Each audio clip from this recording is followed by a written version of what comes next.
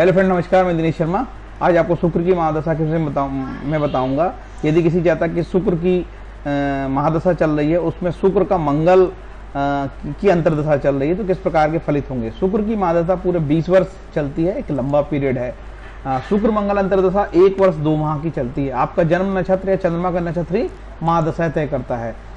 शुक्र की महादशा टोटल 20 वर्ष चलती है। फिर शुक्र में अंतर्दशा चलती है, जैसे शुक्र, सूर्य, चंद्र, मंगल, राहु, गुरु, शनि, बुध, केतु। इस तरीके से एक लंबा पीरियड शुक्र की महादशा का है। शुक्र में मंगल जो है 1 वर्ष 2 माह चलेगा। शुक्र मंगल में जो अंतर्दशा चलेगी उसमें प्रत्यंतर चलता है, मंगल, राहु, शुक्र, शनि, बुध, केतु, शुक्र, सूर्य, चंद्र, है ना। इसीलिए मैं कह रहा हूं कि कोई यदि आपकी कुंडली में शुक्र खराब भी हो तो हमेशा 20 वर्ष रिजल्ट खराब नहीं देगा। यदि मंगल भी खराब है तो पूरी आपके अंतर्दशा में 1 वर्ष 2 माह आपको खराब रिजल्ट नहीं देगा, क्योंकि बीच में प्रत्यंतर दशाएं चलती है, मंगल, राहु, शुक्र, शनि।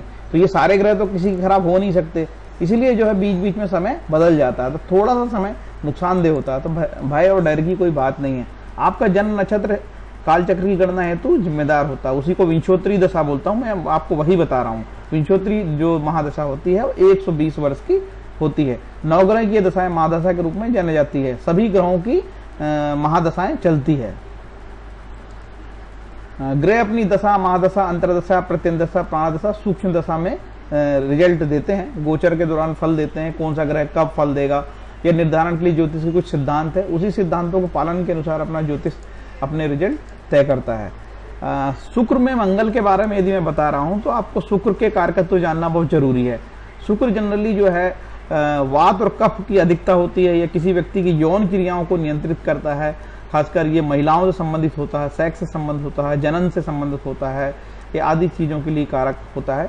और कवि का सम्मेलन होता है, मतलब सुंदर रूप से रहना, राजपाट और ऐश्वर्य के लिए भी शुक्र का कारण होता है। शुक्र के ऐसे बहुत सारे कारकत्व है। तो आप लोग शुक्र की महादशा का एक वीडियो है, उससे आप शुक्र के कारकत्व देख सकते हैं।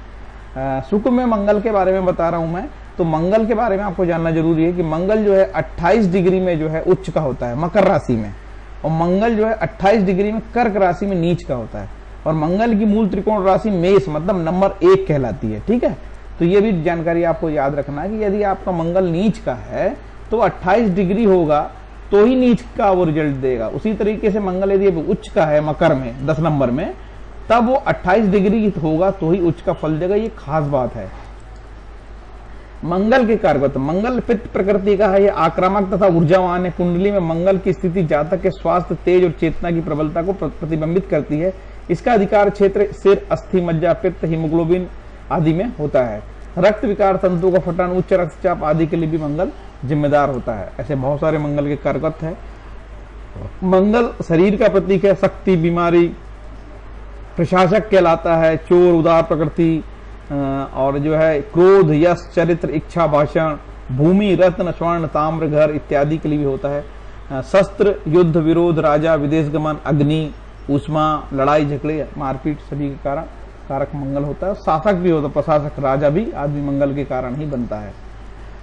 यदि आपकी शुक्र की महादशा में मंगल की अंतर्दशा चल रही है तो शुक्र की दशा में मंगल का अंतर हो, मंगल यदि केंद्र त्रिकोण, स्वोच्च, स्वराशि, लाभ भाव में हो, बली हो या लग्नेश, कर्मेश, भाग्य से इनमें से किसी से युक्त हो तो राजलाभ, संपत्ति, वस्त्र, भूमि, भूषण, भूमि आदि अभिष्ट वस्तु के लाभ से शुभ होता है। देखिए मंगल को मैंने यहाँ बिठा रखा हूँ। ये मिथुन लग्न की कुंडली है।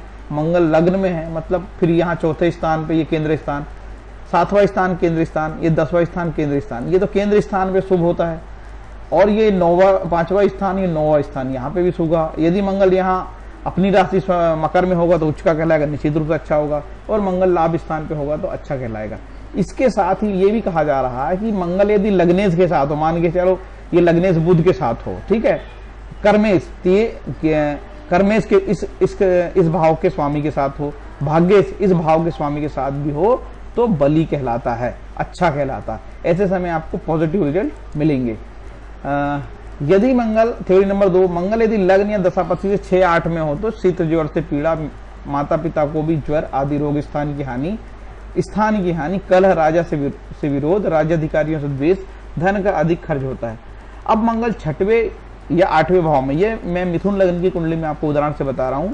यदि दशापति से वो 6ठे और 8वें भाव में हो या लग्न से, तो मैंने यहाँ दशापति को भी बिठा दिया हूँ, दशापति शुक्र कहलाएगा। शुक्र से मंगल यदि 6वें और 8वें में हो तो पॉजिटिव रिजल्ट की उम्मीद नहीं है। यदि लग्न से भी मंगल 6वें 8वें हो तो पॉजिटिव रिजल्ट की नहीं उम्मीद नहीं है। तो इसके भी उपाय आगे मैं आपको बताऊंगा कि आपको क्या करना होगा। तुला लग्न की कुंडली में मंगल यदि द्वितीय से और सप्तमें से तो व्यवसाय में हानि, ग्राम भूमि आदि में हानि और शरीर कष्ट होता है। तुला लग्न की कुंडली में देखिए मंगल जो है बहुत खतरनाक होता है, क्योंकि एक तो 8वें दूसरे स्थान का होके मारक है वृश्चिक में, और ये 7वें स्थान का होके भी जो है मारक हो जाता है। तो तुला लग्न की कुंडली में मंगल बहुत अच्छा नहीं होता। ऐसी स्थिति में बहुत अच्छे रिजल्ट नहीं आते हैं। किसी जातक की यानी महिला या पुरुष की शुक्र में मंगल की अंतर्दशा चले तो शिव की पूजा करें, क्योंकि ऋषि पाराशर ने इस विषय में कुछ नहीं कहा है। अतः आपसे निवेदन है कि शिव और माँ दुर्गा की प्रार्थना कर सकते हैं। बिना भय के प्रार्थना करें, जब मन लगे तब करिए। प्रार्थना का बोझिल ना होने दें। यदि आपको लग रहा है कि आपका मन नहीं लग रहा है तो थोड़ा मन को शांत करें और कोई भी काम ना करें। ईश्वरीय प्रार्थना में ताकत होती है। थोड़ा मन को शांत करें और जो है मन में शांति रहेगी तो निश्चित रूप से एक ध्यान लगाएंगे आप तो बहुत सारी चीजें पॉजिटिव हो जाएगी। क्योंकि आपकी शुक्र में मंगल की दशा चल रही है तो शुक्र माँ दुर्गा का भी प्रतीक है। तो दुर्गा सप्तशती का जो पाठ है, दुर्गा सप्तशती का पाठ आप कर सकते हैं बड़े आसानी से। तो इस विषय में भी आपको देखना होगा कि आप क्या आसानी से दुर्गा सप्तशती का पाठ कर सकते हैं। ठीक है। और ओम त्र्यंबक शिव के लिए ओम त्र्यंबकम यजामहे या ओम नमः शिवाय का आप जप कर सकते हैं। यदि आप ये सब करेंगे तो आपकी जो भी अशांति है या आपको कष्ट हो रहा है उसमें आपको फायदा होगा। ओके। बृहद पाराशर ऋषि ने कहा है कि बृहद पाराशर कृत ऋषि होरा शास्त्र में ये सब चीजों को नहीं लिखा है, जैसे नग नगीने, ओघड़ बाबाओं, वास्तुविद से बचने का प्रयास करें, क्योंकि वास्तु के नाम पे लोगों के घर तोड़वा रहे हैं।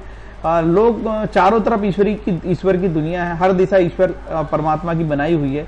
भाई जरा वैज्ञानिक सोच विकसित करें और आत्मबली बने। आपकी तरक्की आपके कर्म से होगी, भाग्यवादी ना बने। ये मेरा आपसे निवेदन है कि आपको थोड़ी परेशानी होती तब ओघड़ बाबाओं के पास जाते हो, वास्तु के पास जाते हो और बड़ा नुकसान करवाते हो, आप उससे बचें। जब मानव जीवन में संकट आ जाता है तो किसी की भी बात मान लेता है। यही वक्त होता है ठगों का। ठग उसकी मनस्थिति का आकलन करके उसे जैसा चाहे वैसे के लिए तैयार करके धन की लूटपाट करता है। आपको आत्मबल मजबूत करना होगा। अपनी समस्या का हल आप स्वयं ही खोज निकालेंगे। आपको आत्मबली होना होगा। आपसे नम्र निवेदन है, थोड़ा वैज्ञानिक सोच पैदा करिए। हर बात को तार्किक और वैज्ञानिक दृष्टिकोण से समझने की सोच विकसित कीजिए और देश में एक वैज्ञानिक वातावरण पैदा करने में मदद कीजिए। फिर आपका डर भाग जाएगा। आपका भविष्य आपकी मेहनत लगन का परिणाम है। कोई भी ग्रह किसी को नौकरी या कष्ट नहीं देते। परेशानी के कारण अनेक हो सकते हैं। ज्योतिष विज्ञान काफी उन्नत विज्ञान था, लेकिन भारत में आगे इस विषय में अनुसंधान न होने के कारण यह विद्या लूटपाट का जरिया बन गई है। आपकी हर समस्या का हल ज्योतिष नहीं हो सकती। हर विद्या की अपनी सीमा है। आपके कर्म और मेहनत से ही आपका भविष्य बनेगा, ये तय है। मंगल के लिए आप एक मंत्र है जो 10,000 पढ़ने के लिए ऋषि पार्षद ने कहा है, ओम क्राम क्रीम क्रों स भौमाय नमः, ओम भौम भौमाय नमः। इसका भी आप जाप कर सकते हो।